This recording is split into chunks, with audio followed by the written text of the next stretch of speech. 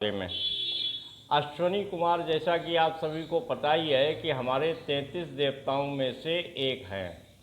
अश्वनी देव का महत्व इतना ज़्यादा है, वो शायद अभी तक हम सनातन धर्मियों को नहीं पता है, क्योंकि हम उन्हें जानते नहीं हैं, हम उनके महत्व को नहीं समझते, हम उन्हें पहचानते नहीं हैं। मैंने विगत कुछ वर्षों में अश्वनी कुमार के ऊपर अध्ययन करके ये जाना है कि अश्वनी देव हमारे किस तत्व के रूप में उपस्थित हैं। अश्वनी देव के बारे में यदि आप लोगों को ज़्यादा जानकारी ना हो तो प्रारंभिक जानकारी के रूप में आपको इतना बता दूं कि अश्वनी देव दो भाई सदैव एक साथ रहते हैं। इनके दो तरीके के रूप भी मिलते हैं, वैसे तो 3 तरह के रूप मिलते हैं, लेकिन जो 2 तरह के रूप बहुतायत में वेदों में भी मिलते हैं और पुराणों में भी मिलते हैं, वो एक अश्वनी कुमार जो हैं वो 2 भाई एक साथ रहते हैं, और एक अश्वनी कुमार जो हैं वो एक स्थिति में 3 भाई एक साथ रहते हैं। मतलब उनकी 3 छाया एक साथ रहती हैं और एक जगह 2 छाया के रूप में एक साथ रहते हैं। अब आप केवल अभी वर्तमान में समझने के लिए 2 छाया वाले यानी कि 2 भाई एक साथ रहने वाले अश्वनी कुमार के बारे में समझिए। आप अश्वनी कुमार 2 भाई एक साथ रहते हैं हमेशा, और यदि आपको ज़्यादा समय ना लेते हुए यह बताऊं कि अश्वनी कुमार वर्तमान समय में विज्ञान द्वारा किस रूप में जाने जाते हैं, तो अश्वनी कुमार को वर्तमान विज्ञान O2 यानी कि ऑक्सीजन के माध्यम से, ऑक्सीजन के नाम से जानता है। और ऑक्सीजन की महिमा, अब चूँकि हमें अपने वेदों के बारे में तो ज्ञान था नहीं, वेदों के बारे में अभी भी ज्ञान नहीं है, वेदों के बारे में जिज्ञासा भी बहुत कम लोगों को है, पुराणों के बारे में भी जिज्ञासा बहुत कम लोगों को है। इसलिए हम अश्वनी देव के स्थान पर जो महत्व हमारे वेदों में वर्णित नाम को मिलना चाहिए था, वो महत्व, वो प्रशंसा, वो गुण, वो आवश्यकता के अनुसार उसका प्रयोग हम वैज्ञानिक नाम से ऑक्सीजन को देते हैं। ऑक्सीजन के भी 2 परमाणु एक साथ रहते हैं। ऑक्सीजन भी हम नाक से ग्रहण करते हैं। अश्वनी कुमारों का स्थान भी जब विराट रूप में भगवान के विराट स्वरूप का वर्णन है, और उसके साथ में आप यह भी समझ लीजिए जैसे हम पिंड तस ब्रह्मांड, तो ब्रह्मांड में जब विराट रूप में भगवान का विराट शरीर का वर्णन है, तो उसमें अश्वनी कुमार को नाक में स्थान मिला हुआ है रहने के लिए। जैसे इंद्र को बाहुओं में, वैसे अश्वनी कुमार को नाक में स्थान है। नाक में स्थान का मतलब हो गया ऑक्सीजन, प्राणवायु। ऑक्सीजन जो है वो प्राणवायु है।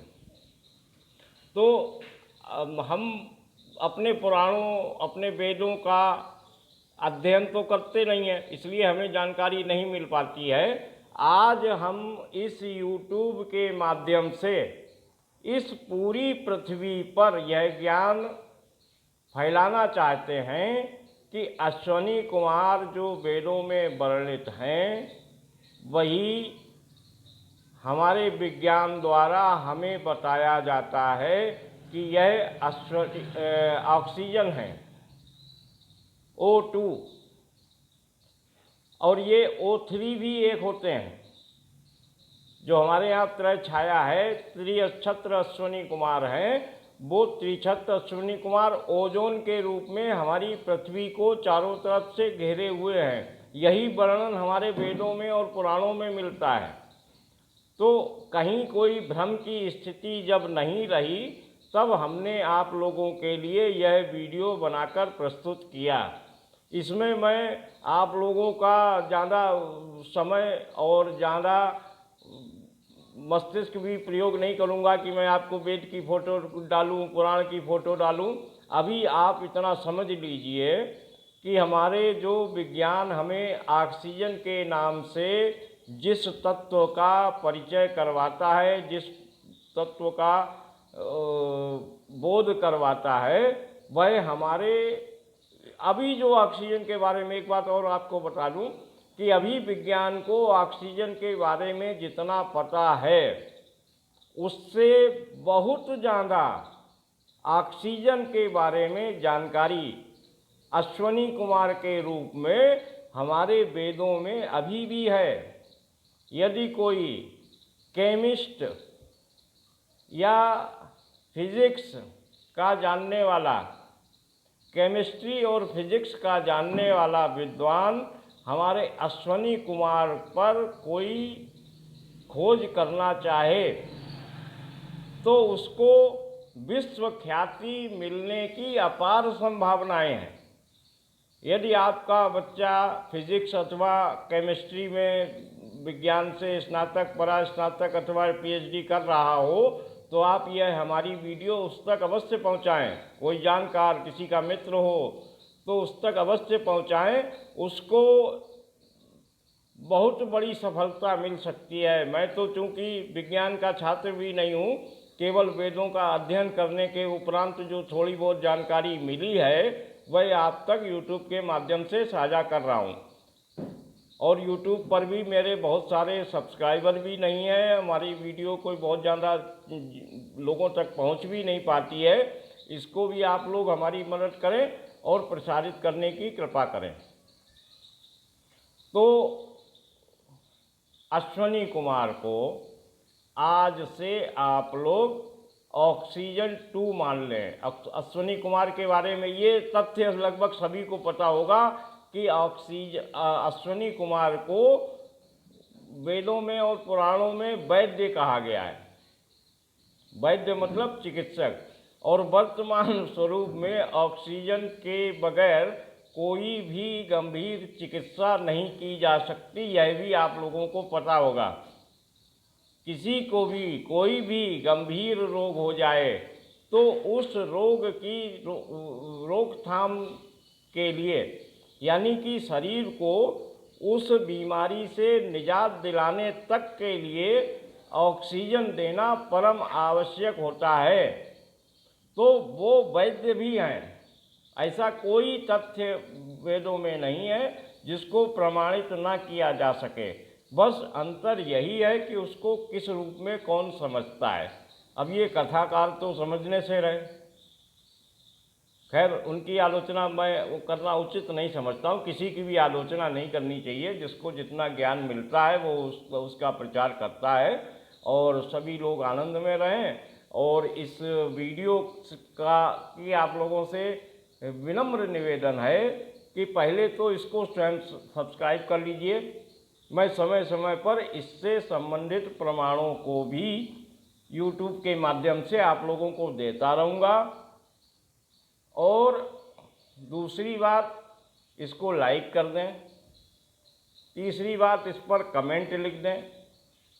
क्योंकि यह स्थायी वैद्य हैं, हमारे फ्री के वैद्य हैं, इनके लिए हमें कुछ खर्च नहीं करना पड़ता। बस ये जानना है कि अश्वनी कुमार हमारे किस रूप में वैद्य हैं, वो क्या करते हैं जो वो वैद्य हैं। तो उसके बाद अगर आपका कोई मित्र फिजिक्स अथवा केमिस्ट्री का शिक्षक हो या विद्यार्थी हो तो उस तक हमारी वीडियो अवश्य पहुंचाएं, ताकि हमारे भारतीय लोगों का भी किसी विज्ञान के क्षेत्र में बड़ा नाम हो सके। कोई फिजिक्स अथवा केमिस्ट्री का शिक्षक अथवा विद्यार्थी यदि हमसे संपर्क करना चाहेगा और इस बारे में और सूक्ष्म जानकारी चाहिए होगी, अभी इसके बारे में बहुत सी सूक्ष्म जानकारियां हैं जो मैं इस वीडियो में आप लोगों को नहीं दे रहा हूं, क्योंकि सारी जानकारियां एक वीडियो में देना थोड़ा आती हो जाता है। तो अभी के लिए केवल आपको परिचय करवा रहा हूं रहस्योद्घाटन के रूप में कि अश्वनी कुमार ही ऑक्सीजन हैं, O2 यानी कि ऑक्सीजन, और अश्वनी कुमार दो भाइयों के रूप में सदैव एक साथ रहने वाले ओ अश्वनी कुमार दो भाई। O3 के रूप में त्रिछत्री अश्विनी कुमार, और अंग्रेजी में ओजोन के रूप में O3। तो इन दो बातों को आज इस वीडियो में के माध्यम से आपको बताने की चेष्टा है। उम्मीद है आप लोगों तक हमारी बात पहुंचेगी, यूट्यूब भी इसमें सहयोग करेगा। उम्मीद तो है। अब यूट्यूब तो एक नदी की भांति है, इसमें पोस्टें लोग डालते हैं तो वो जलते दीपक की तरह होती हैं, और जिस दीपक को उचित धारा मिल जाए तो वह दीपक अधिक दूरी तक, अधिक लोगों तक पहुंच जाता है उसका प्रकाश। और कहीं यदि धारा गलत मिल गई, जो संयोग से मिल भी जाती है, तो वो दीपक वहीं पर थोड़ी देर टिमटिमा के बुझ जाता है। तो यूट्यूब की भी थोड़ी सी जानकारी की है कि यूट्यूब किस तरह से लोगों तक पहुंचाता है। अभी हमारी स्वयं की धारा तो है नहीं। स्वयं की धारा तो जब बन जाएगी, जब 1,00,000, 2,00,000 या 10 लाख अपने सब्सक्राइबर हो जाएंगे, तो एक अपनी धारा बन जाएगी, उसमें अन्य धाराएं छोटी छोटी मिल जाएंगी। तब अपनी प्रत्येक पोस्ट ज़्यादा लोगों तक पहुंचने की संभावना बहुत हो जाती है। इसलिए अभी हमारी अपनी धारा ना होने के कारण हमें अपनी धाराओं में स्थान दें और हमारी इस वीडियो को आगे बढ़ाएं। बहुत बहुत धन्यवाद। नमस्कार। ओम अश्वनी देवाय नमः। ओम अश्वनी देवाय नमः। ओम अश्वनी देवाय नमः।